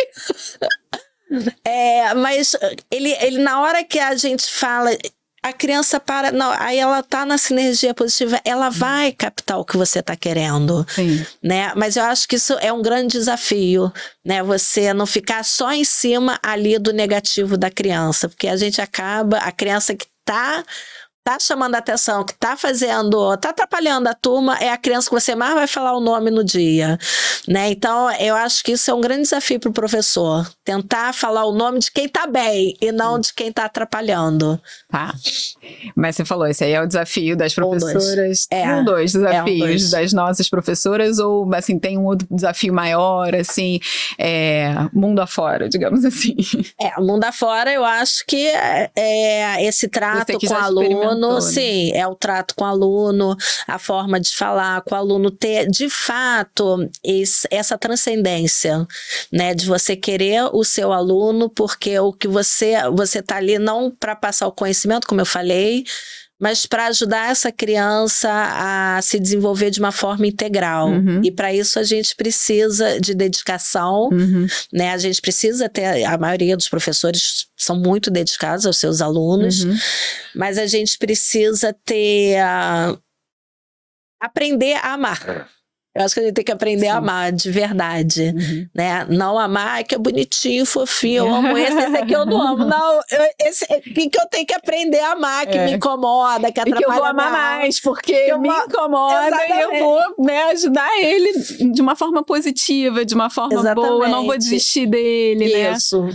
E também passar conhecimento, porque você começou falando assim, não passar conhecimento, mas passar conhecimento você vai achar que você é de outra linha, Beth. Não é só, a transmissão do conhecimento é uma consequência, né? É fundamental. É fundamental. Mas você só passa o conhecimento se você tem a afetividade, ela tá o tempo todo, ela permeia tudo. Isso. Né? Então, se não tem esse vínculo com essa afetividade, o conhecimento, você já viu criança... eu sou péssima em matemática por causa do meu professor que eu tive. Tem isso, né? Que às vezes a criança não conseguiu aprender. Porque o professor foi horrível, né? Então, a afetividade, ela passa pelo conhecimento. Então, uma professora e um pai que deseja educar ali seus alunos, seus filhos, né? Eles não conseguem se não tiverem autoridade, é verdade essa afirmação? Com certeza. E aí eu queria saber como que a gente constrói essa autoridade. Então, a gente falou aqui um pouquinho vou falar de novo, né? Os hábitos básicos. Lá vem eles. Mas é verdade, é desde pequeno, né, que você vai aprendendo a ensinar hábitos para o seu filho, né? E persistindo nesses hábitos, no dia a dia, no cotidiano, não tem outra forma de se construir a autoridade. E você tendo clareza, ali, às vezes os pais pecam muito pelo discurso, né? Os pais hoje querem explicar tudo para a criança. Aí faz um discurso de meia hora, a criança pegou só 2 palavras. Ela nem entende o que exatamente você ela quer te obedecer, mas ela não está entendendo o que você quer dela, né? Então eu acho que essa autoridade ela vai se construindo. Os hábitos é um ótimo aliado para você construir a sua autoridade, mas a gente vai aprendendo no dia a dia, né? Vai errando, vai fazendo, erra, recomeça, cai e levanta, cair e levantar, é um eterno cair e levantar. E a formação, claro que ela é fundamental, né? Até mesmo para você identificar que tá fazendo tudo errado, porque às vezes você dá crente que tá... Tenha coragem de assistir uma formação que vai te desafiar. Exatamente. Né? Não deixa de lado a formação, né? Eu acho Exatamente. Eu assisto as formações lá do colégio há 10 anos, já vi tema repetido 1000 vezes, né? Às vezes palestrante e é sempre inédito, né? E sempre tem uma coisa nova, assim, né? Impressionante. E a gente, hoje em dia, na internet, né? A gente tá falando das formações do colégio, mas já internet tem muita formação, inclusive sobre os hábitos básicos. Sim. Eu acho que tem muito... Agora, tem formação ruim também por aí, né? Então...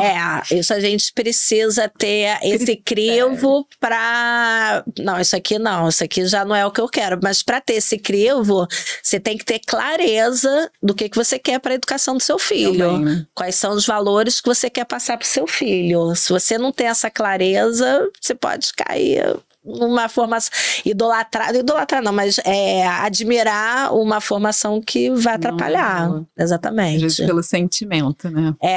Pelo sentimento. Aqui é mais tranquilo, mais fácil, me faz sofrer menos, faz meu filho sofrer menos. Isso aqui faz mais sentido pra Aí mim. você já acha ele bom, então faz sentido. Coitado do meu filho, pra que ele tem que passar por isso, né? Bom, exatamente. Agora, mesmo às vezes com uma rotina bem estabelecida, né? Às vezes a mãe até tem lá... O filho faz birra, Beth. O que a gente faz quando o filho pega numa birra, né? Como que a gente age nesses momentos, assim? Dá umas dicas aí pras mães, né? Quando o filho empaca, quando o filho cisma que não quer, enfim, aquela bronca.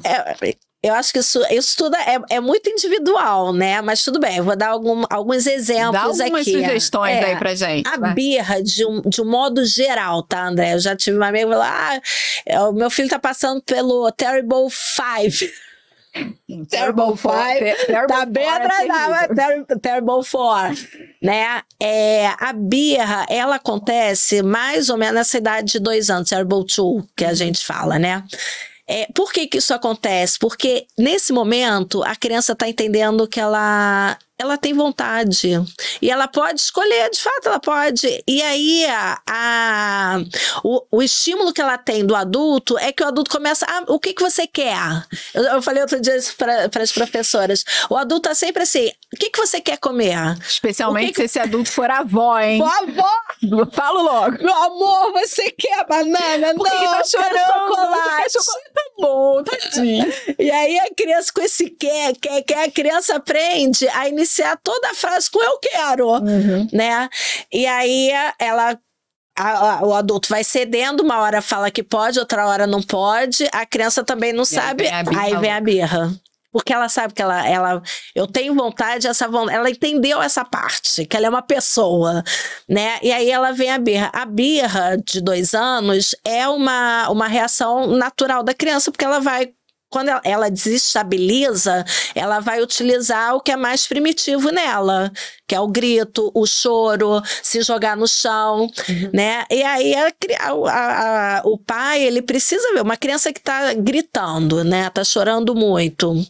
Às vezes, essa criança, não adianta você continuar falando ali com essa criança, você vai pro quarto, e o pai quer fazer parar de chorar, só que o pai começa a gritar também. E aí a criança não tá nem mais chorando por causa do que ela queria o chocolate, ela tá chorando porque ela tá assustada, né? E a gente tem que ter essa sensibilidade, conhecer um pouco mais para entender, não, nesse momento não adianta eu falar, eu tenho que ficar em silêncio, meu filho, você quer um abraço? A criança, ela precisa voltar, organizar de novo esse cérebro, quando ela está gritando, ela desorganiza totalmente. Você precisa esperar essa criança, mas ela leva 2 horas, não tem problema. Ela vai levar 2 horas, você vai esperar ela acalmar, quando ela acalmar, você fala, ótimo, filho, que bom, depois de 2 horas, ali ouvindo o berro do teu filho, que bom que você se acalmou. Agora me conta, por que você tá... Aí você vai tentar resgatar o que aconteceu ali e retomar a situação. Fazer aquela sinergia positiva. Exatamente. De novo, né? É nesse momento, não é para dar de palestra, tá, gente? Criança pequena, o diálogo tem que ser frases com 3 palavras. Não dá para dar discurso. Olha, minha filha, mas você viu como a mamãe ficou triste? O que isso daí vai transformar seu filho? Vai... É uma chantagem emocional, quase, né? Você, mamãe tá... Olha como a mamãe até chorou. Meu filho, minha mãe chorou, tô ferrada. Nem tá no controle dessa situação, pelo amor de Deus. Eu até chorei porque eu fiquei assustada. Não, você é um adulto, né? Mas às vezes acontece. É raro, mas acontece muitas vezes. Da mãe chorar junto com a criança, porque ela também fica desesperada. Então, acalme-se, né? Eu acho que as formações sempre vão te ajudar nesse cotidiano, né? Principalmente nessas situações de birra. A criança que faz birra, elas escolhem o momento certo. Na rua é muito comum fazer. Então a gente precisa usar estratégias, por exemplo, exatamente, antecipar para a criança, né? Você a hora de ir embora de uma festa, por exemplo. Você conversar com a criança qual é o comportamento esperado para aquela situação específica, uma festa ou no shopping. O shopping é cheio de estímulo, é péssimo para criança, mas tudo bem. Mas antes de ir... depois, principalmente, combinar a consequência. né, daquela situação e, de fato, se você combinou a consequência, você vai ter que fazer. Olha, meu filho, se você começar a gritar, começar a bater nos seus, que seja, né, você vai ver ali, vai falar qual é o esperado, né, que você tá indo pra uma festa, para brincar com os amigos, você pode dar um repertóriozinho ali pro teu filho, depois você fala, olha, mas se você reagir dessa forma, a gente vai embora da festa, vai perder. E vai embora da festa, tem que ir, né? Então, combinar consequências possíveis para a criança entender e depois retomar. Eu vi que você ficou muito chateado. O que aconteceu? Por que você foi embora? Porque eu gritei, eu não soube, porque ele não conseguiu. Ali, a criança tem que ter essa coerência, isso também é muito difícil, né? A gente dá essa coerência. Por que a criança vai embora da festa? Porque ela não está conseguindo viver ali naquele ambiente social. Então ela tem que sair desse ambiente, porque isso acontece na vida adulta, né? Se você não consegue conviver com as pessoas, naturalmente essas pessoas vão correr de você. Você vai ficar sozinho. Tudo bem, sua mãe não vai te tirar da festa que você é adulto, mas provavelmente a próxima festa as pessoas não vão te chamar. Isso são consequências reais. Mas assim, alguns pais podem pensar assim, mas ele tá fazendo birra, eu vou dar um abraço, será que eu vou dizer que aquela birra tá certa? O que você vê sobre isso, né? Também, ou então assim, será que eu tô dando ele a entender que tudo bem? Que tudo bem fazer birra, né? Fala assim do papel desse acolhimento ali naquele momento, sem ser, né, algo que gere uma confusão para a criança. Explica um pouquinho melhor. Isso. Nessa hora, quando a criança está fazendo a birra e você está precisando acalmar a criança, a primeira coisa é tirar o foco. Tem que tirar o foco. Nesse momento, não adianta você continuar batendo na mesma. Não vai, para de chorar e não vai. Não adianta, você só vai botar mais querosene no fogo. Então, os pais ficam muito em dúvida disso. Mas eu abraçar ele não vai confundir? Não vai confundir. Meu filho, vem cá que você precisa se acalmar. Abraça. Porque a criança, às vezes, ela mesma vem. Às vezes ela vem e começa a abraçar porque ela tá arrependida, ela não sabe o que fazer. Não, tá bom, filho, entendi. Pronto, se acalmou.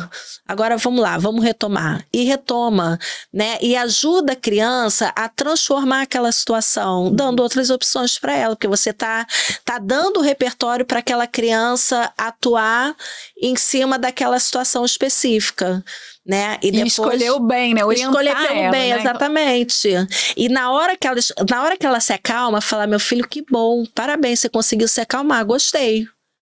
Mas sem ficar. E aí conduz, né? E aí conduz porque teria que fazer, né? Isso. Porque também não adianta se arrancar, puxar a criança de qualquer forma, ficar numa briga corporal, né? Também não é isso que vai educar, né? Vai resolver aquela questão naquele momento, mas não vai educar. Isso. Então precisa, né? Que não é fácil, nem um pouco fácil, mas precisa de uma calma naquele momento, né? Pra você, pra ele. Sim. E não é? Você não vai abrir mão do que é certo, né? Você não vai deixar de pontuar. Isso não foi um bom comportamento. Isso é mal, se comportar desse jeito não tá legal. Mas a criança precisa de uma ajuda até pra se conduzir emocionalmente. Sim, com certeza. Com certeza. Ela não tem. Às vezes nem o adulto tem. Como é que a criança vai ter? Então, o que acontece também é que a mãe fica muito nervosa e a mãe também. A mãe ou o pai, né? Depois eles se arrependem, porque chega ao extremo. Se deixam levar também pela. E às vezes se arrependem mesmo, porque perderam a cabeça também, né? Isso dá uma culpa enorme nos pais.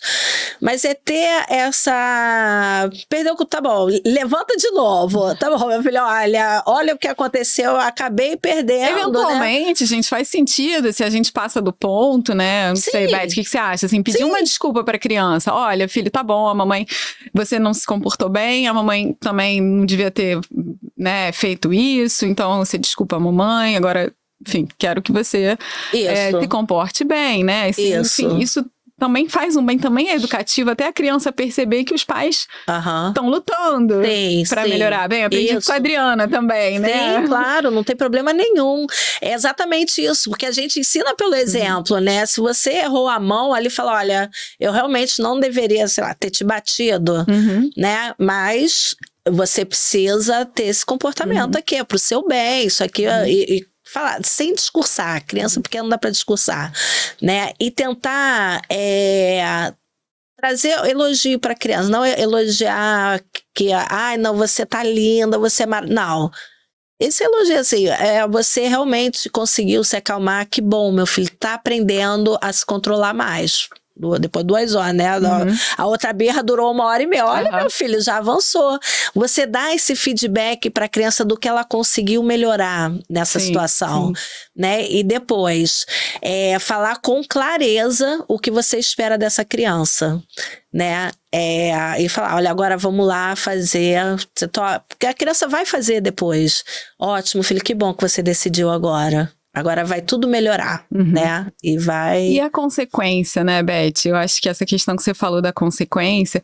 Inclusive, assim, eu aprendi com esse livro aí que a gente vai falar depois, que você até pode dar uma correção dura, difícil às vezes, contanto que você esteja, primeiro, calmo, isso. Tenha uma consciência daquilo, não seja assim, às vezes com raiva vou fazer tal coisa, né? Ou tá nem pensa, se vingar. Levar, porque aí realmente entra um sentimento muito ruim, né? Que vai fazer se você perde a cabeça, você se deixa levar pelas emoções, né?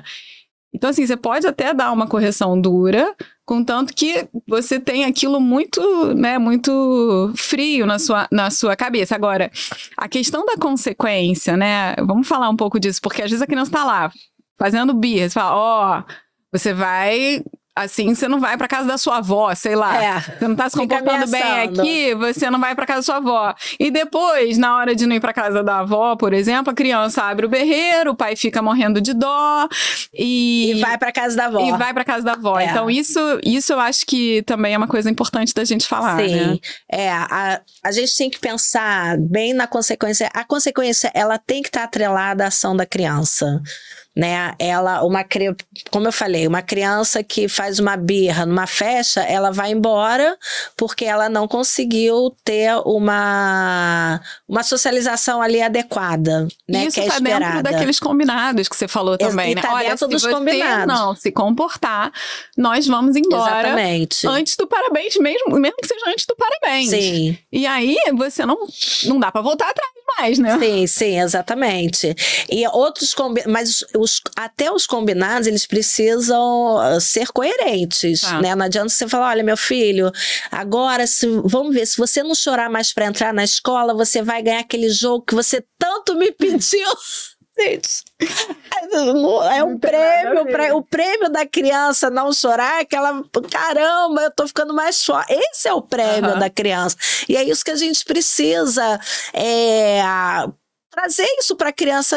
Que bom, olha como foi bom, você não chorou hoje, você conseguiu. Eu vi que foi difícil para você, que você precisou se esforçar, né? Elogiar o esforço da criança é um prêmio muito maior do que um prêmio material, que as famílias acabam dando prêmio material, né? Então, essas consequências, às vezes no shopping, isso acontece muito. Vai ficar aí, então vou te deixar Você vai deixar teu filho no shopping? Vai, gente. O shopping rouba a criança, não vai. Então não fala isso pro seu filho. Você vai, olha, meu filho, dá escolha pra criança. Você quer que eu te pegue pra gente ir embora, ou você vem com a mamãe de mãozinha dada? E pega e vai. O menino espelha mesmo, paciência. Agora, você prometeu uma coisa que você não vai fazer, porque o seu filho tem criança que vai ficar. Eu não vou atrás da minha mãe, eu vou ficar e vou peitar pra ver até onde ela vai. E aí vira um cabo de guerra. Você não quer isso, né? Você tá ali deveria estar no controle. A gente acaba perdendo o controle, dando consequências que a gente não consegue cumprir, como a da avó também. Eu tenho que trabalhar. Você não vai pra casa da sua avó hoje. Eu vou deixar meu filho com quem? Eu não tenho quem deixar, né? Então você tem que pensar nessas consequências. Elas precisam ser coerentes e acessíveis para você realmente cumprir com o que você falou. Depois não volta atrás, né? Exatamente. E depois da consequência, a criança sofreu ali, mesmo sendo dura, mas é importante a gente retomar com a criança, né? Era isso? Foi essa escolha que você queria mesmo, meu filho? Ficar sem ir pra casa da sua avó? Não, eu queria ir pra casa, todos os meus amigos foram na festa, sei lá. Pois é, mas foi você que escolheu, porque a gente mostrar pra criança, porque é isso que a gente está ensinando, né? As nossas escolhas, as consequências é por conta das nossas escolhas. Consequências boas, escolhas boas, consequências ruins, escolhas ruins. Muito bem. Agora, conta um pouquinho como que você chegou lá no colégio. queria que você falasse, assim, do que te encantou, né, no projeto. Tá. Bom, eu já trabalhava, como você falou, eu trabalhei há 30 anos. Eu sou nova, ainda que eu comecei muito nova. E aí eu trabalhava já há algum tempo com educação infantil, sempre foi na educação infantil. E aí uma amiga, eu estava trabalhando numa escola lá em Ipanema, e uma amiga virou para mim e falou assim: ontem eu morava em Botafogo, do lado da minha casa, não tinha porquê, eu estava feliz, já trabalhando só de manhã, estava numa zona de conforto maravilhosa. E aí me deu um negócio, eu falei, ela falou do Porto Real estava começando, né? Ela falou, eu fui numa escola, na Barra, gostei da diretora e tal. Eu falei, qual é o nome da escola? É Porto Real. Eu falei, gente, nunca ouvi falar nessa escola. Aí fiquei com isso na minha cabeça, e no dia seguinte encontrei com essa minha, falei, dá o nome dessa diretora aí que eu vou ligar para ela. E eu pensei, eu vou mudar de vida. Uma maluquice, né? E aí fui lá, conversei, que era a Adriana, né, que é uma das fundadoras e diretora da escola. Passei a tarde conversando com a Adriana, foi uma conversa muito boa, e quando ela começou a falar dessa parceria dos pais, né, que é escola para pais, eu falei, não, gente, isso não existe, né? A gente como educador, a gente tem um sofrimento, né, de não ter essa parceria de uma forma mais constante com os pais, né? Então o professor se sente muito sozinho. Você vê uma criança com um comportamento muito sofrido ali em sala de aula, e a gente não consegue ajudar porque às vezes o pai, por muitas questões de trabalho, trabalha muito, eles não convivem com seus filhos, falta de conhecimento, a maioria das vezes. Só que isso se reflete dentro da sala de aula, reflete um sofrimento para a criança, a gente não consegue ajudar. Então essa parceria estreita com os pais, ela faz total diferença para o desenvolvimento da criança. Então isso me encantou muito. E quando eu vi, eu fiquei, quanto mais eu conheci o projeto, mais encantada eu ficava. E aí eu saí super empolgada, falei, não, aí falei pro meu marido, olha, eu vou trocar de emprego. Ele, que isso, você ficou doida, vai trabalhar na Barra de novo? Eu falei, acredita, é pra melhor. E aí, e de fato foi, né, teve toda uma conversão ali, conversão mesmo espiritual. Eu sempre fui católica, mas agora eu sou católica de verdade, né? Com consciência e com formação. Eu comecei a entrar nessa formação, a me formar mais, e começou tudo ali no colégio, né? Porque eu tive acesso à formação e fui entendendo, a minha fé foi aumentando, porque a fé, ela não é puramente sentimental. A gente precisa do racional, é uma harmonia entre a razão e o sobrenatural, né? Então a gente precisa entender para que a gente possa crescer na nossa fé, né? Isso faz muita diferença. Isso fez total diferença na minha vida pessoal, na minha vida espiritual e na minha vida profissional. Então acho que foi um combo ali completo, né? E tô aqui até hoje, encantada ainda, com os olhos brilhando. Mas no meio dessa real. Questão espiritual tem um detalhe aí que você não pra gente, conta aí. Bom, aí comecei, eu adorei a Adriana, falei, pô, a Adriana é gente boa pra caramba e tal. E aí teve um dia lá que falou no Opus Dei. Eu gelei, eu falei, putz, é Opus Dei? Não tô acreditando. Aí fui pra casa, eu não consegui nem ouvir. Sabe quando você tem uma informação que você fica, o teu cérebro não funciona? Não prestou mais nada, acabou a palestra pra mim. Aí fui pra casa, chegou em casa, eu chorei, André. Meu marido, o que foi? Eu falei, eu fiz a maior besteira da minha vida ali. Mas o que houve? O que aconteceu? Aconteceu alguma coisa na escola? Eu falei, aconteceu, você não vai saber. Lá é do Opus Dei, o colégio é do Opus Dei. Mas o que tem do Opus Dei? Você viu alguma coisa lá? Eu falei, não vi nada, é muito legal lá. Mas é do Opus Dei. Eu só tinha a informação daquele livro do Dan Brown. Eu falei, ferrou, é uma seita. E o meu marido, né, que nem é Ele é católico também, mas também não era muito praticante. Ele começou a pesquisar porque ele já viu uma mudança em mim. E ele tava gostando da minha mudança. Não, pô, peraí. Ele falou assim, pô, a mente melhorou muito. Eu melhorei, como assim? Foi bom. Mas ele falava muito isso. E aí ele começou a pesquisar, ele falou, pô, eu vi aqui o Opus Dei, foi fundado por São José Maria Escrivá. Ele fala muito do cotidiano, de você melhorar como pessoa, né, virar santo pelo trabalho. Eu falei, isso, realmente a Adriana fala isso mesmo. Porque a Adriana é muito gente boa para ter seis. Aí depois eu contei pra Adriana, a Adriana morreu de rir e me explicou sobre o Opus Dei. Eu falei, caramba, isso faz todo sentido, né? Eu achei excelência no trabalho, né? Faz todo sentido você fazer Deus o teu no dia melhor. a dia, ter a presença de Deus, né? Isso que a gente procura. Gente, aí eu me encantei, teve uma conversão muito grande nesse sentido. E tô aqui até hoje, feliz da vida. O Opus Dei não te trouxe nenhum problema, né? Não, o Opus Dei me salvou. Ai, gente. Ele me salvou. E aí meu marido, nossa, a Beth melhorou muito. Depois que eu tô pra seita. Não aceita, né? Brincadeira. Mas depois que eu comecei a frequentar a obra, a me formar mais, né? A gente vai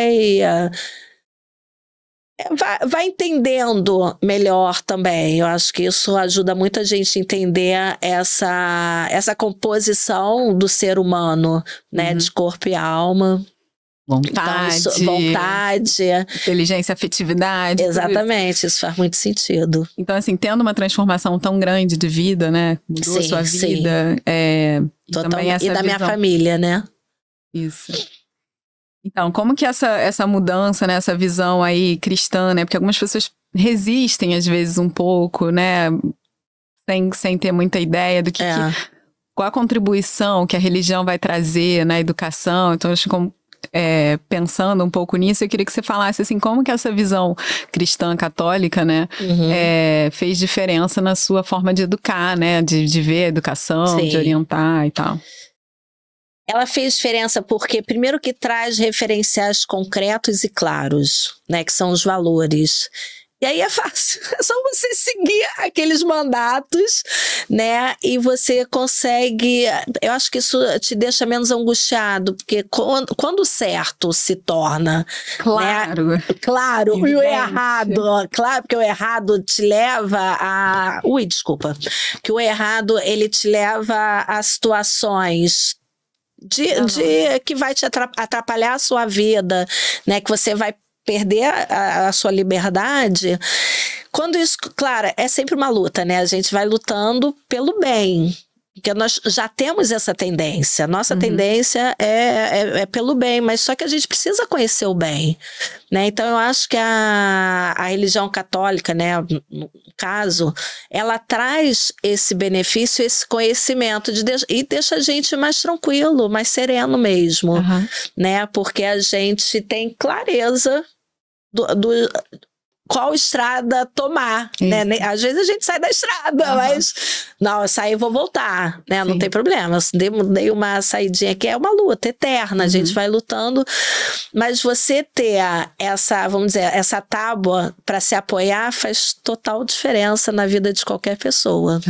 Eu sinto isso na minha pele, né? E eu vejo que hoje até na própria forma da gente olhar os alunos, né? Com que você está formando, isso que você falou, né? Que não é só o passar o conhecimento, formar, né, enfim, o intelecto do aluno, mas você percebe que você está criando uma alma, né? Você está formando uma alma, né? E uma pessoa que tem um destino grandioso, né? Que Deus espera. Isso.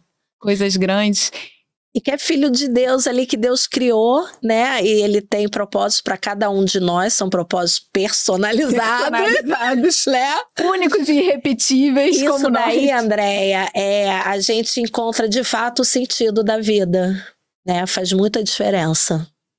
E eu acho também que esse projeto das virtudes, né? Então a gente, né, procura desenvolver as virtudes desde pequeno, com pequenos, né? São pequenos.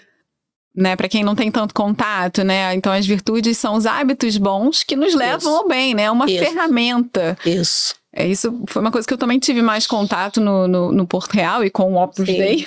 Essa questão de buscar as virtudes, buscar os hábitos que vão me levar a me desenvolver melhor, bem, a fazer, sim. a conseguir ter a escolha pelo bem, né?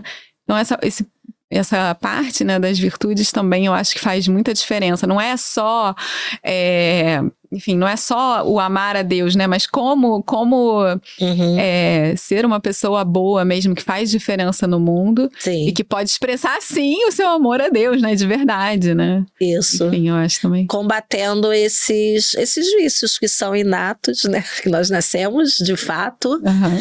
E as virtudes, elas vêm como antídotos para esses vícios. Toda a preguiça, né? Os pecados capitais. O orgulho. É uma luta que a gente vai traçando durante toda a nossa vida. Mas se a gente não tem essa consciência, né? Que a gente precisa lutar e a gente luta em obter esses bons hábitos justamente para combater. A gente não chega nesse ponto da felicidade que a gente tanto procura. Muito bom, Beth. Então dá aí o seu recado para professoras e também para as mães. O que você fala aí para os professores, né, e para as mães? Qual o recado que você deixa? Para as professoras, eu quero falar que é árduo, né? Para as mães também, mas vamos começar pelas professoras. É árduo, a gente precisa, né?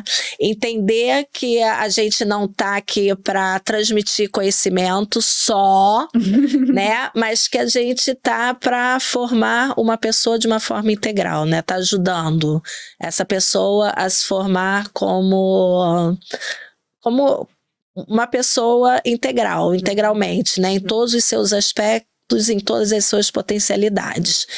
E para os pais, né, eu queria falar, porque a escola, ela não está só na escola, a escola começa em casa, né? A educação começa em casa, a criança começa a aprender a socialização, começa a aprender a se relacionar com o outro pelo que ela vive em casa, e muito mais pelo exemplo, né?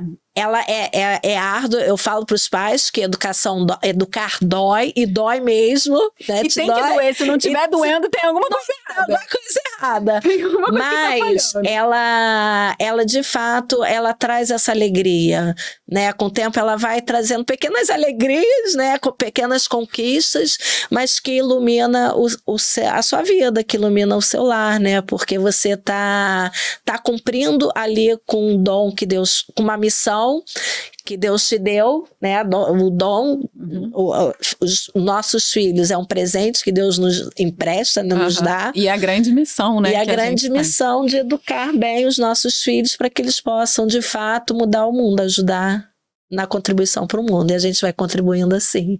Muito bom, Beth. Maravilhoso. Nossa, sensacional. Agora a gente fez um quadro novo agora, que a Beth vai indicar um livro. Vai indicar um livro aí para mães, para quem você quiser, Beth. Qual livro você indica? Então, eu trouxe esse aqui, Andréia. Carinho, esse livro aqui, eu falei para você, é o hino, né? Gente, não passem pelo infantil sem ler esse livro. Esse livro é muito bom, ele é muito acessível, porque ele traz uma linguagem totalmente do cotidiano, educacional. E prática, né? Tem muito exemplo prático. Por isso, muito exemplo prático, e é livro de cabeceira. Esse aqui para um pai que está começando agora. Gente, vamos lá. Ele é muito bom, vale a pena. Carinho e firmeza com os filhos. Excelente, Beth. Muito obrigada. Muito obrigada mesmo. Foi muito bom. Olha, agradeço. Eu achava assim que já conhecia muito o projeto e hoje eu tô de novo assim muito maravilhada com outras coisas que você trouxe aqui. A hora que a gente conversa bastante, mas eu fiquei muito feliz com a nossa conversa, me ajudou muito. Eu espero que também tenha ajudado outras mães, outros educadores. Muito obrigada. A gente vai ficando por aqui. Espero te ver em outro episódio do nosso podcast.